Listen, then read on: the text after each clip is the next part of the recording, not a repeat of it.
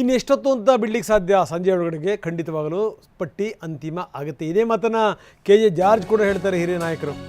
ನಾಳೆ ಪ್ರಮಾಣವಚನ ಇದೆ, ಇವತ್ತೇ ಪಟ್ಟಿ ಅಂತಿಮ ಆಗುತ್ತೆ, ಇವತ್ತೇ ಹೈಕಮಾಂಡ್ ನಿರ್ಧಾರ ತೆಗೆದುಕೊಳ್ಳುತ್ತೆ ಅಂತಾರೆ George. Today they are meeting, I think they are meeting today. Where?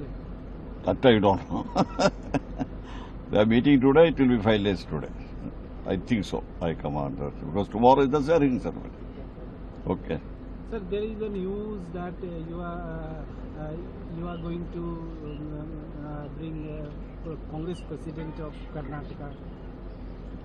See, whatever High Command says, I am a worker of Congress party. Whatever High Command take a decision, I will obey.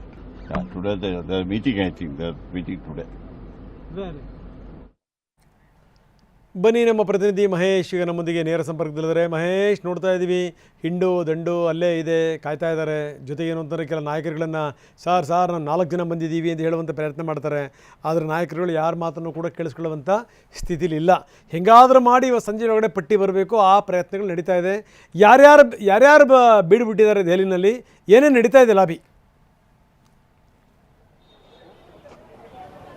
Ranganath, ಖಂಡಿತ ನಿನ್ನೆಯಿಂದ ಕೂಡ ಸಚಿವರು ಏನು ಮಾಜಿ ಸಚಿವರು ಮತ್ತು ಹಿರಿಯ ಶಾಸಕರು ಸೇರಿದಂತೆ ಶಾಸಕರು ಕೂಡ ದೆಹಲಿಯಲ್ಲಿ ಬೀಡು ಬಿಟ್ಟಿರುವಂಥದ್ದು. ಹೀಗಾಗಿ ನಿನ್ನೆಯಿಂದ ಸತತವಾಗಿ ಹೈಕಮಾಂಡ್ ಭೇಟಿಗೆ ಏನು ಮುಂದುವರಿಸಿದಂಥ ಲಾಬಿ ಮುಂದುವರಿಸಿದರೆ, ಜೊತೆಗೆ ಸಿದ್ದರಾಮಯ್ಯರನ್ನ ಕೂಡ ಭೇಟಿ ಮಾಡಿದರೆ, DK ಶಿವಕುಮಾರ್ನ ಕೂಡ ಭೇಟಿ ಮಾಡಿದರೆ, ತಮ್ಮನ್ನ ಈ ಬಾರಿ ಪರಿಗಣಿಸಿ ಅನ್ನೋದು ಕೂಡ ಒತ್ತು ಕೂಡ ನೀಡ್ತಾ ಇರುವಂಥದ್ದು. ಹೀಗಾಗಿ ಇವತ್ತು ಏನು ಅಂತಿಮ ಸುತ್ತಿನ ಸಭೆ ನಡೀತಾ ಇದೆ, ಈ ಸಭೆಯಲ್ಲಿ ಬಹುತೇಕ ಇವತ್ತು ರಾತ್ರಿ ಅಥವಾ ನಾಳೆ ಬೆಳಗ್ಗೆ ಪಟ್ಟಿ ರಿಲೀಸ್ ಆಗುವಂಥ ಸಾಧ್ಯತೆ ಕೂಡ ಇರುವಂಥದ್ದು. ಹೀಗಾಗಿ ಉತ್ತರ ಕರ್ನಾಟಕದಿಂದ ಏನು ದಕ್ಷಿಣ ಕರ್ನಾಟಕದವರು ಕೂಡ ಎಲ್ಲ ಶಾಸಕರು, ಬಹುತೇಕ 60ಕ್ಕೂ ಹೆಚ್ಚು ಶಾಸಕರು ಕೂಡ ದೆಹಲಿ ಬಂದಿರುವಂಥದ್ದು. ಹೀಗಾಗಿ ತಮ್ಮದೇ ಆದಂಥ ಒತ್ತನ್ನು ಏನು ಪ್ರಾದೇಶಿಕವಾರು ಆಗಿರ್ಬೋದು ಮತ್ತು ಜಾತಿವಾರು ಕೂಡ ಆಗಿರ್ಬೋದು, ತಮ್ಮದೇ ಆದ ಒತ್ತನ್ನು ಕೂಡ ನೀಡ್ತಾ ಇರುವಂಥದ್ದು. ಹೀಗಾಗಿ ತಮ್ಮನ್ನು ಈ ಬಾರಿ ಪರಿಗಣಿಸಿ ಅನ್ನೋದು ಕೂಡ ಮಾಡ್ತಾ ಇರುವಂಥದ್ದು. ಹೀಗಾಗಿ KC ವೇಣುಗೋಪಾಲರು ಈಗ ಏನು ಖರ್ಗೆ ನಿವಾಸದ ಬಂದಂಥ ಸಂದರ್ಭದಲ್ಲಿ ತಮ್ಮನ್ನು ಕೂಡ ಪರಿಗಣಿಸಿ ಅಂತೇಳಿ ಬೆನ್ನತ್ತಿ ಕೂಡ ಹೋಗಿರುವಂಥದ್ದು ಕೂಡ ದೃಶ್ಯದಲ್ಲಿ ಕೂಡ ನಾವು ನೋಡ್ಬೋದಾಗಿದೆ. ಪ್ರಮುಖವಾಗಿ ಅಂತಿಮ ಸುತ್ತಿನ ಏನು ಒಂದು ಮಾತುಕತೆಯಲ್ಲಿ ಒಂದು ಅಷ್ಟು ಜನ ಅಂದರೆ 10 ರಿಂದ 12 ಜನ ಪ್ರಾಥಮಿಕವಾಗಿ ಸಚಿವ ಸಂಪುಟ ಸೇರಬಹುದು ಅನ್ನೋ ಮಾತುಗಳು ಕೂಡ ಕೇಳಿಬರ್ತಾ ಇದೆ. 2 ಹಂತದಲ್ಲಿ ಸಚಿವ ಸಂಪುಟ ಆಗಬಹುದು ಅನ್ನೋ ಮಾತುಗಳು ಕೂಡ ಕೇಳಿಬರ್ತಾ ಇದೆ.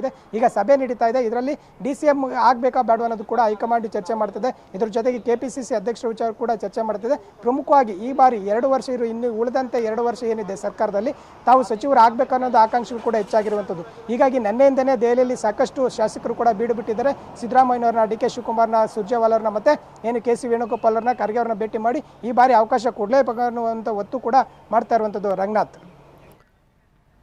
ಧನ್ಯವಾದ ತಮ್ಮೆಲ್ಲ ಮಾಹಿತಿಗೆ.